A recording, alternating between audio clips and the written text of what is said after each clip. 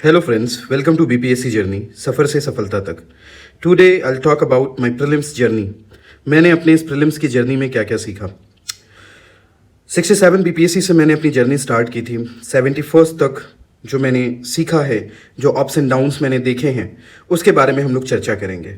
आप देख सकते हो थंबनेल में ही मैंने 2 मार्कशीट लगाए हैं और दोनों अलग अलग मार्कशीट अलग अलग चीज़ें दर्शा रही हैं।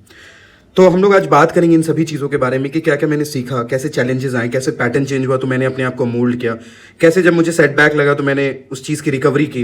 इन सभी चीज़ों पे बात करेंगे, खास करके उन बच्चों को फोकस करते हुए जो प्रीलिम्स में काफ़ी टाइम से स्टक हैं, काफ़ी मेहनत करने के बाद भी प्रीलिम्स में जो स्टक रह जाते हैं, उनको टारगेट करके उनको कैसे गाइड किया जा सकता है। जो भाई हैं, जो दोस्त हैं, जो बहन हैं, उनको कैसे गाइड किया जा सकता है, उसकी कोशिश करूँगा मैं इसमें।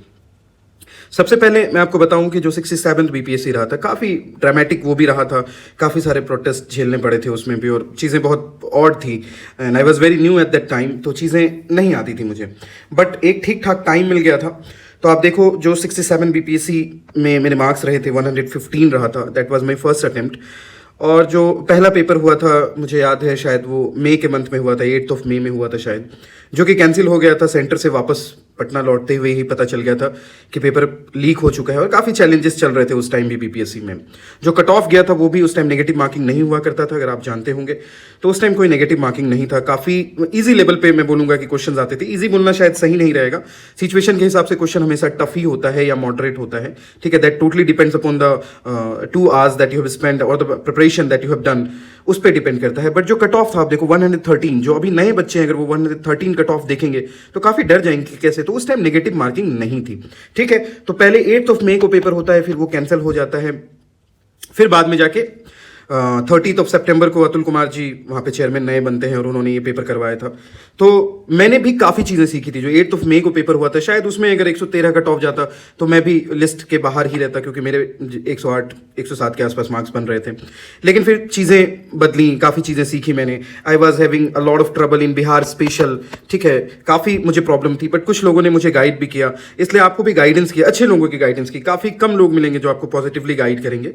ज़्यादातर लोग शायद मुझे लगता है सैक्रोसेंट होते हैं, वो बताना नहीं चाहते, बट ठीक है, उन सभी चीज़ों के लिए हमारे जैसे लोग आपके पास अवेलेबल हैं जो आपको प्रैक्टिकल जो एक्सपीरियंस है उस चीज़ का गाइड करेंगे, बिना किसी मिलावट के, बिना किसी चीज़ों के, अपने पर्सनल एक्सपीरियंस को बताएंगे और आपको गाइड करेंगे। तो ये जो 115 मार्क्स थे, उस टाइम ऐसा होता था कि घटना चक्र का बहुत दौर था, ल्यूसेंट घटना चक्र, इन सभी चीज़ों पे कहीं ना कहीं पेपर बहुत ईजिली, मतलब वो यूपीएससी वाले पैटर्न से काफ़ी दूर था बीपीएससी। तो 67 बीपीएससी में यही सीन था कि आपने अगर 4-5 मेजर सब्जेक्ट कर लिए, history, Bihar special, current affairs and all that, उस टाइम एडुटेरिया जैसे करंट अफेयर्स न्यूली लॉन्च हुए थे, नहीं तो स्पीडी का दौर था, वो चीज़ें वहाँ पे होती थी। तो मुझे खुद काफ़ी प्रॉब्लम्स थी, जैसे बिहार स्पेशल, काफ़ी मतलब that I was totally unaware of that subject, तो मैंने काफ़ी स्ट्रगल किया। लेकिन बाद में मैंने काफ़ी चीज़ें पढ़ी, हम उस पर भी बात करेंगे क्या और कैसे 67 में की हुई पढ़ाई मुझे अब तक काम आ रही है, जो मैंने उस वक्त पढ़ा था उन चीज़ों पर भी हम बात करेंगे। पहले तो ये 67 का मार्कशीट था, ठीक है, ये मेरा 67 का तजुर्बा रहा। अब 67 में प्रीलिम्स के बाद हमने मेंस दिया, जनवरी में मेंस खत्म हुआ और तुरंत ही 68 बीपीएससी, ये 12 फरवरी को हुआ था, मुझे याद है 12 फरवरी 2023 को ये पेपर हुआ था। इसमें जो कट ऑफ है आप देखो, 87.25 कट ऑफ गया था ईडब्ल्यूएस कैटेगरी से और 91 कट ऑफ गया था जो यूआर कैटेगरी से कट ऑफ गया था। इसका मार्कशीट मुझे नहीं मिल पाया, इसलिए मैं अटैच नहीं कर पाया, but this was the instance जब प्रीलिम्स का रिजल्ट आया था तो आई was not in the list. मैंने मेंस दिया था और कुछ ही दिन बाद प्रीलिम्स हुआ और आई वॉज कॉन्फिडेंट, बट फिर भी मैं लिस्ट में नहीं था, तो काफ़ी दुखी हुआ था मैं। लेकिन जब मार्कशीट आती है, मैं आपको ये चीज़ बताना चाहूँगा कि मार्क्स की कितनी ज़्यादा अहमियत है और आपके एक एक क्वेश्चन की कितनी अहमियत है, आप जो सोर्सेज फॉलो कर रहे हो उसकी कितनी ज़्यादा अहमियत है। जब मार्कशीट आया, व्हाट आई फाउंड कि मेरा 0.25 मार्क्स से नहीं हुआ था। उस वक्त जो कट ऑफ था वो, सॉरी, जो नेगेटिव मार्किंग थी वो 1/4 थी। दैट्स वाई ये आपको ईडब्ल्यूएस कैटेगरी का जो मार्क्स मेरा था वो 87 के आसपास था, 87 के आसपास के 87 था और 0.25 से मैं उसमें रह गया था। And that was the moment when I cried कि यार इतने क्लोज मार्जिन से नहीं हुआ। मुझे बाद में रिकॉल हुआ कि मेरे पहली बार ऐसा हुआ था कि मैथ्स के क्वेश्चन भी थोड़े टिपिकल आए थे, मतलब थोड़ा उन्होंने बनाया था क्वेश्चन को, टाइम टेकिंग क्वेश्चन था। आप देखोगे अगर 68 बीपीएससी के क्वेश्चंस को, कुछ ऐसे क्वेश्चंस थे जो सिली मिस्टेक भी हुए थे। देन आई रियलाइज्ड कि हाँ यार, मतलब चीज़ें थोड़ी गड़बड़ तो हो गई, और एक क्वेश्चन अगर मैं छोड़ के भी आता तो भी मैं 68 में लिस्ट में रहता। तो ये सेटबैक था। ये वीडियो बिल्कुल प्रैक्टिकल एक्सपीरियंस का वीडियो है, इसमें कोई मिलावट नहीं है, कोई ऐसी बात नहीं बतानी है मुझे, इसमें कोई प्रदर्शन नहीं करना है। मुझे बस वो चीज़ें बतानी हैं कि जो बच्चे प्रीलिम्स में स्टक हो रहे हैं काफ़ी मेहनत करने के बाद भी। मैं पर्सनली ऐसे कई दोस्तों को जानता हूँ who are very good candidate, but exam temperament में या कोई ऐसी इशू हो जाती है कि वो वहाँ पे प्रीलिम्स के उस बॉर्डर को क्रॉस नहीं कर पा रहे हैं, प्रीलिम्स के उस वॉल को तोड़ के पार नहीं हो पा रहे हैं, और they are very good in mains, but अभी वो प्रीलिम्स नहीं क्लियर हो रहा है तो वो काफ़ी हताशा में आ जाते हैं। तो वो हताशा नहीं होना है। आप देखिए कि मैंने यहाँ 115 स्कोर किया और सीधा मैं 87 मार्क्स पे आ गया, और 0.25 से जब नहीं निकला, देखिए 5 नंबर से नहीं निकले, 10 नंबर से नहीं निकले, दुख बराबर ही होता है। रिजल्ट नहीं निकलना is equal to everything, but जब 0.25 से नहीं निकलता तो आप काफ़ी दुखी होते हैं। तो ये चीज़ें भी हुई। ये 68 बीपीएससी की कहानी थी, जिसमें पहली बार नेगेटिव मार्किंग बीपीएससी के इतिहास में अतुल कुमार सर जी ने लॉन्च किया था। काफ़ी अच्छा स्टैंडर्ड भी था क्वेश्चन का। मुझे याद है बहादुरगंज और ठाकुरगंज करके एक क्वेश्चन भी आया था जिसमें मैं कंफ्यूज हो गया था, और बाद में मैंने बहुत रिग्रेट फील किया कि अगर मैं उस क्वेश्चन में कंफ्यूज नहीं होता, जो कि I was totally aware of that T से रिलेटेड कुछ था क्वेश्चन, तो वो आसान क्वेश्चन था, बट वहाँ पे मिस हो गया था मुझसे। मुजफ्फरपुर से भी रिलेटेड एक कोई क्वेश्चन आया था जो कहीं किसी करंट अफेयर्स के सोर्स में वो गलत इन्फॉर्मेशन दे दिया गया था, किसी लंगर सिंह कॉलेज से रिलेटेड। तो मैंने वो क्वेश्चन भी, चूंकि मैंने गलत पढ़ा था तो मैंने गलत ही टिक किया था। तो काफ़ी चीज़ें बाद में रिकॉल होती है, आपकी एक मिस्टेक आपको बार बार रियलाइज कराती है कि that you are out of that list. ठीक है, तो ये 68 की कहानी थी। 69 में जब 30 सितंबर को पेपर हुआ था, काफ़ी फ्रीक्वेंटली पेपर हो रहा था उस टाइम। आप देखो 30 सितंबर 2022 को 67 का पेपर हुआ था, और 69 का पेपर 30 सितंबर 2023 में हो गया था। तो काफ़ी फ्रीक्वेंटली पेपर करवा रहे थे। अतुल कुमार जी काफ़ी नए चेयरमैन आए थे और उन्होंने बहुत सारे रिफॉर्म्स भी लाए थे।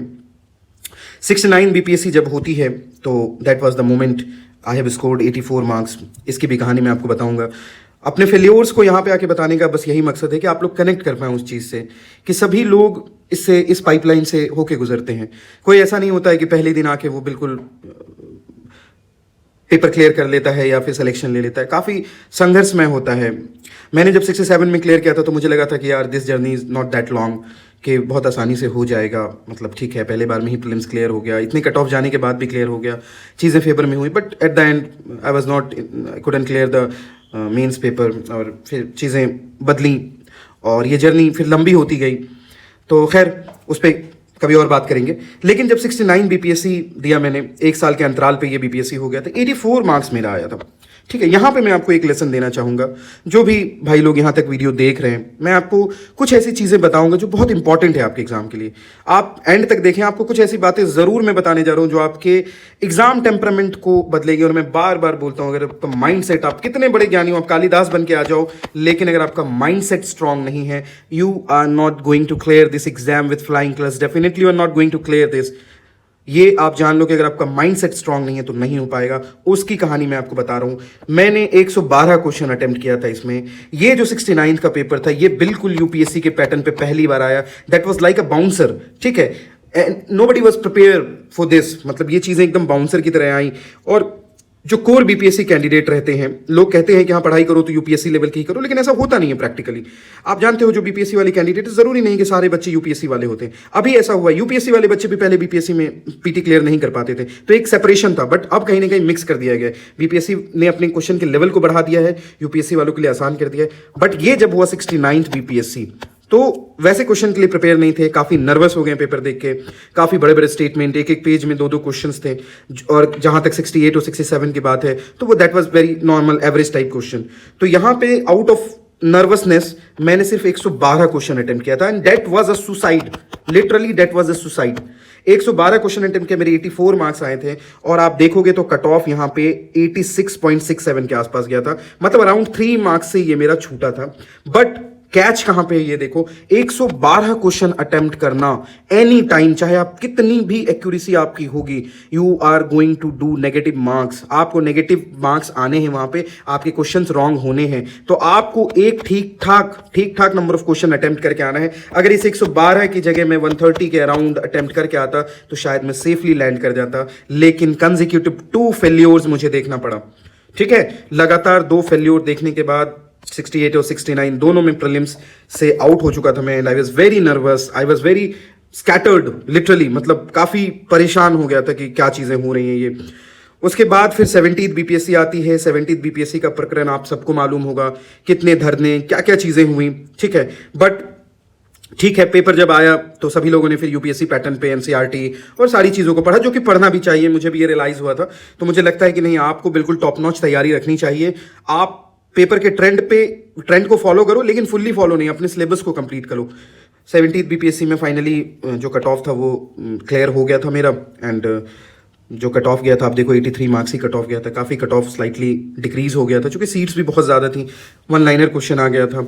तो चीज़ें देखो, 69 के बाद 70 में लोग जो आकलन कर रहे थे, जो कोचिंग वाले दावे कर रहे थे, वैसा नहीं था, काफ़ी वन लाइनर चीज़ आ गई थी। और 2 बार यहाँ पे एग्जाम भी हुआ था।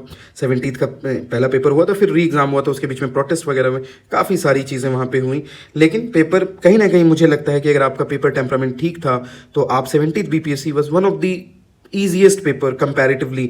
67 से लेके अगर मैं 70 तक की बात करूं, तो जो मेरा पर्सनल एक्सपीरियंस है, मुझे लगता है 70 बीपीएससी आसान था। अच्छा, आसान था तो मैंने, अगर मैं आसान बोल रहा हूं तो फिर तो मुझे 110 मार्क्स आने चाहिए थे। तो देखो, हम इस पे भी बात करेंगे कि ये 90 मार्क्स जो है क्यों लोग क्लेम करते हैं। काफ़ी सारे मैंने यूट्यूब चैनल्स और काफ़ी सारे कोचिंग्स के बारे में देखा, वो 115 मार्क्स लाने की तैयारी करवाते हैं बच्चों की। भाई कट ऑफ अगर 91 के आसपास जा रहा है, तो हम 115 ला के हमें 2 बार प्रीलिम्स मेंस देने नहीं मिलेगा ना, एक ही बार मिलेगा। तो हमारा टारगेट क्या होना चाहिए, कैसे हम उस बाउंड्री को क्रॉस करें, हमारा ये टारगेट होना चाहिए। इस पर भी हम लोग अभी आगे बात करेंगे। तो ये 70th की मार्कशीट थी मेरी, इसमें 90 मार्क्स आए थे और ठीक ठाक, मतलब सेफली लैंड कर गए थे मेंस के लिए। आगे फिर 71st का पेपर जो 13th ऑफ सितंबर को हुआ था, ठीक है, ये दिसंबर में ये पेपर हुआ था, 13 दिसंबर, आप सबको याद होगा। बाद में फिर जनवरी में भी पेपर हुआ था, जो री एग्जाम जिन बच्चों का हुआ था, उसको लेके भी काफ़ी सारी चीज़ें चली थी। फिर 71st पेपर जो हुआ था, ये भी काफ़ी स्टैंडर्ड पेपर था, काफ़ी स्टैंडर्ड पेपर मैं बोलूँगा। अगर मेरे पर्सनल एक्सपीरियंस से बोला जाए तो बाद में जब मैंने चीज़ों को पढ़ा, चूँकि 69 का पेपर मुझे टफ लगा था, बट बाद में लगा कि वो यूपीएससी पीवाईक्यू से बिल्कुल हूबहू था, यूपीएससी के पीवाईक्यू थे उसमें। तो जिन बच्चों ने वो चीज़ें देखी भी थी, उनके लिए that was a easy cake, ठीक है, केक वॉक था उनके लिए, और उन्होंने बिल्कुल आसानी से कर दिया था। बट 71st का क्वेश्चन काफ़ी, मतलब अनएक्सपेक्टेड लाइन पे आया था, बट ठीक ठाक, मतलब 91 मार्क्स के आसपास आके, जो आप देखो कट ऑफ भी यहाँ पे कम हो गई थी, काफ़ी आंकलन लगाया जा रहा था। तो ये मेरी प्रीलिम्स की जर्नी रही, जिसमें 2 बार मैंने फेल भी किया, चीज़ें सीखा। अब देखो, 71st में काफ़ी अनएक्सपेक्टेड पेपर था, literally it was a very unexpected paper. काफ़ी बच्चे पैनिक किए थे इसमें, क्वेश्चन करेंट का भी आउट ऑफ आया था बॉक्स। फिजिक्स में न्यूमेरिकल पहली बार पूछा जा रहा था। साइंस के क्वेश्चन भी काफ़ी, जैसे बायोलॉजी के क्वेश्चन भी काफ़ी टफ थे, 11th 12th के लेवल के क्वेश्चन पूछे गए थे। तो सभी चीज़ों पर हम लोग बात करेंगे। अब देखो, जो मैंने आपको ऊपर से नीचे तक चीज़ें बताई, जो मैंने अपने फेल्योर्स भी बताए आपको, उससे आपको क्या सीखना है वो मैं बताना चाहूँगा। सबसे पहली बात, अगेन एंड अगेन मैं इसको रिपीट करता हूं और मैं आपको फिर से बोलूंगा कि आपके लिए जो सबसे इंपॉर्टेंट चीज़ है भाई, अगर mind set is not strong, अगर आप अपने स्ट्रांग माइंड सेट के साथ नहीं जा रहे हैं, तो आप फिर बहुत पैनिक करने वाले हैं। अगर आपका माइंड सेट स्ट्रांग नहीं है पेपर को लेकर, तो बहुत मुश्किल है, चाहे प्रीलिम्स हो चाहे मेंस हो, सब में आपको प्रॉब्लम होने वाली। तो माइंडसेट का स्ट्रांग होना बहुत ज़रूरी है, आपका माइंडसेट स्ट्रांग होना चाहिए। सबसे पहली चीज़ मैं यही बोलूँगा, सबसे पहली चीज़, आपके प्रिपरेशन से भी पहली चीज़ जो है वो है माइंडसेट का स्ट्रांग होना। दूसरी चीज़, गुड नंबर ऑफ अटेम्प्ट्स, आपको गुड नंबर ऑफ अटेम्प्ट्स करने हैं। आप अगर ये सोच रहे हो कि मुझे तो 80 क्वेश्चन ही आ रहा है, मुझे 90 क्वेश्चन ही आ रहा है, तब भी आप लिस्ट से बाहर हो। आप 90 क्वेश्चन अटेम्प्ट करोगे, उसमें भी सिली मिस्टेक्स होंगे, कट छट के आप बाहर हो जाओगे, ठीक है। तो आपको इतना अटेम्प्ट करना है कि आप उस जादुई आंकड़े को, आपने देखा, अगर कट ऑफ देखा होगा आपने, तो cut of her bar 90 plus -1 रह रहा है। अगर आप 95 लेकर आते हो, you are already safe, every time you are safe. चाहे किसी भी 67 को हटा के अगर हम बात करें, जब से नेगेटिव मार्किंग आई है, अगर आप 95 लेके आते हो तो आप यू आर कैटेगरी से सेफ हो, बिल्कुल सेफ हो। तो आप इस चीज को टारगेट करें। थोड़ा सा ऑड लगेगा बट ये फैक्ट है, ठीक है। कोई आके यहाँ पे 95 मार्क्स लाने की बात नहीं करता, सब लोग 115 120 की बात करते हैं। बट मैं प्रैक्टिकल अप्रोच रखना चाहूंगा कि आपको गुड नंबर ऑफ अटेम्प्ट्स रखना है। कितना होता है गुड नंबर ऑफ अटेम्प्ट? मुझे लगता है 130 से 135 तक एटलीस्ट आपको अटेम्प्ट करना चाहिए। इवन मैं तो बोलूंगा, मैं तो 135 to 140 को ज़्यादा सेफ मानता हूं, क्योंकि आपने मेहनत किया है अगर, तो आप वहां पे परफॉर्म करोगे, ठीक है। आप गेस वर्क लोगे, आप एलिमिनेशन टेक्निक्स लगाओगे, और ये आपको कट ऑफ के ज़्यादा करीब तक लेके जाएगा। अगर आपके क्वेश्चंस रॉन्ग भी होते हैं तो भी काट छांट के आपको बेनिफिट ही होता है। ये ट्राइड एंड टेस्टेड है, ठीक है। तो इस चीज़ को याद रखना है आपको। क्या बोला मैंने? पहले तो मैंने माइंडसेट की बात की, बहुत इंपॉर्टेंट है। बिना माइंडसेट के आप पेपर क्लियर नहीं कर पाओगे। यकीन मानो, मैं ऐसे बच्चों को जानता हूं जो जॉब करते हैं, वे आके प्रीलिम्स देते हैं और बहुत ईजिली निकाल के चले जाते हैं। और ऐसे बच्चे भी हैं जो 12-14 घंटे पढ़ते हैं लेकिन उनका प्रीलिम्स नहीं निकलता है, सब चीज़ें पढ़ने के बाद भी। तो ये माइंडसेट की बात है कि आप अपने माइंड को स्ट्रांग करो, गुड नंबर ऑफ अटेम्प्ट्स लो, आपका जो एग्जाम टेम्परामेंट है, अपना एग्जाम टेम्परामेंट अच्छा रखो। अच्छा रखने का मतलब क्या है? अच्छा रखने का मतलब क्या है? अच्छा रखने का मतलब ये कि आप वहां पे काम एंड कंपोस्ट रहो और ये सोच के रहो पॉजिटिव। एग्जाम टेम्परामेंट आपका क्या होना चाहिए? पॉजिटिव एटीट्यूड होना चाहिए, ठीक है। पॉजिटिव एटीट्यूड के साथ आप वहां पे बैठिए कि हाँ, I am going to clear this exam. बहुत नर्वसनेस नहीं होना है। Control your nervousness, control your nervousness. आप अपने आप को अगर कंट्रोल नहीं कर पाओगे तो आप अधिकारी बन के कैसे उस मॉब को, उस क्राउड को, उस प्रोटेस्ट को या किसी भी प्रॉब्लमेटिक सिचुएशन को कैसे डील करोगे? तो कंट्रोल योर नर्वसनेस, ठीक है, इसको आपको कंट्रोल करना है। ये 3 चीज़ें काफ़ी इंपॉर्टेंट है आपको उस कट ऑफ के आंकड़े को पार करने के लिए। और क्या चीज़ें इंपॉर्टेंट है? देखो भाई, 67th BPSC, ठीक है, 67th BPSC में घटना चक्र टाइप का क्वेश्चन था, ठीक है, घटना चक्र टाइप के क्वेश्चन थे, ओके। 68th BPSC में भी लमसम घटना चक्र टाइप का ही क्वेश्चन था, आप इसको सिमिलर मान के चल सकते हो। 69th BPSC was tilted towards UPSC, tilted towards UPSC, ठीक है, towards UPSC, ओके, UPSC की तरफ टिल्टेशन था इसका। लेकिन फिर से हमने 70th में क्या देखा? 70th में हमने वही देखा कि घटना चक्र से या फिर ल्यूसेंट से अगर आपने पढ़ा है तो आप इजीली लैंड करो। 71st में NCERT टाइप के भी क्वेश्चन थे और घटना चक्र या ल्यूसेंट टाइप के भी क्वेश्चन थे। तो फाइनल टेक अवे क्या है? अगर मुझसे एक लाइन में पूछोगे कि आपका जो एक्सपीरियंस है दैट आई हैव गेन्ड, जो मैंने लगातार दिया, क्या एनसीईआरटी पढ़ना चाहिए? बिल्कुल पढ़ना चाहिए, बिल्कुल बिल्कुल पढ़ना चाहिए, क्योंकि NCERT is the major source जहां से सारी किताबें इंस्पिरेशन लेती हैं। NCERT is our core source. लेकिन क्या अभी 2 महीने बचे हुए हमको एनसीईआरटी पढ़ना चाहिए? नहीं, बिल्कुल नहीं पढ़ना चाहिए। That is a suicide. आप खत्म ही नहीं कर पाओगे चीज़ों को, ठीक है। तो क्या हमें क्या पढ़ना चाहिए? क्या स्टैंडर्ड बुक्स, बिल्कुल स्पेक्ट्रम एंड लक्ष्मीकांत, ये सारी चीज़ें पढ़नी चाहिए? ऑब्वियसली ये सारी स्टैंडर्ड बुक आपको पढ़नी पड़ेंगी। अगर आपको फाइनल सिलेक्शन लेना है तो पढ़ना तो पड़ेगा। लेकिन अभी जब आपके पास टाइम कम बचा है, वो बच्चे जिनकी तैयारी नहीं है, जिनको कॉन्फिडेंस नहीं है बहुत ज़्यादा, उनको मैं एक बात बताता हूँ। आपने जो भी सोर्स पढ़ रखा है, जो भी सोर्स आपने पढ़ रखा है उसको पढ़िए। अगर आपने कुछ नहीं पढ़ रखा है, अगर आपको जीरो कॉन्फिडेंस है, आप बिल्कुल ब्लाइंडली, मैं बिल्कुल होशो हवास में ये बात कह रहा हूं, आप बिल्कुल ब्लाइंडली घटना चक्र को अगर 2 बार खत्म कर देते हो अच्छे से, ऐसा नहीं कि हाँ बस स्किमिंग कर लिया, अगर आपकी घटना चक्र पे कमांड हो जाती है, trust me, you are going to clear that PT exam in this 70 days।